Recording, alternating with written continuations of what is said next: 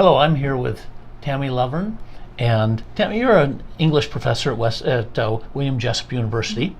Tell me about how'd you get into teaching English and your love of reading and so on? I always loved reading, and when I was working on my undergrad, I started tutoring for the Writing Center and absolutely loved helping students with their writing, and that just kind of led to a teaching job earlier, and then when I moved out here, I realized that that's what I wanted to do, and I went and got my master's and got a job at William Jessup. Oh, wonderful. So you met with Shirlene and started talking about reading and reading skills and so on, and so she suspected that there was an issue with respect to to visually being able to read in terms of focusing and tracking and so on. Can you talk a little bit about what kind of symptoms did you have? What prompted you to kind of discuss that? I always had trouble jumping from one line to the next if I wasn't like tracing it with my finger like they teach you in elementary school. And later, as I started reading more and at greater lengths, the words would tend to shift or morph, kind of swimming around on the page while I was reading, especially as my eyes got more tired. So you could read I know you could read for hours, but how long could you read before it started to break down? They start to go blurry or morph, as you put it. Sometimes it was as short as 20 minutes. Okay.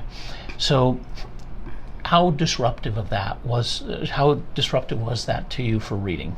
It made it hard. I mean, reading is kind of my livelihood. I had to read in order to finish school. I had to read for my job. I always have to read student papers and readings to prepare for class. So that made it hard to get my job done. Wonderful. So anyhow, when you came in and initially saw me a couple months ago, we used a questionnaire that you scored a 26 on, and on that, looking at convergence or vision, binocular vision, and tracking and so on. And on that, 15 or less is considered normal. Above 20 is vision definitely is contributing to learning difficulties or interfering with your ability to read. Now that we had you go and do a whole lot of crazy exercises and so on to work on focusing, to work on binocular vision, to work on the tracking. What's happening now? What kind of symptoms are you having now? What kind of improvement or so on that you see? Great improvement. I have hardly any symptoms at all, even when I've been reading for hours at a time. Oh, that's wonderful. That's wonderful. Now, you've always worn glasses, right? You are a little nearsighted. Only for actually the past 8 years. Okay. I shouldn't say always, but they're not just reading glasses. Correct. Then. And so the thing is that on the questionnaire today you scored a 10, and that's very, very good. The blurring, the words running together, morphing, you're not getting any of that. And so what's been the response in terms of, I think you said something about it making it easier.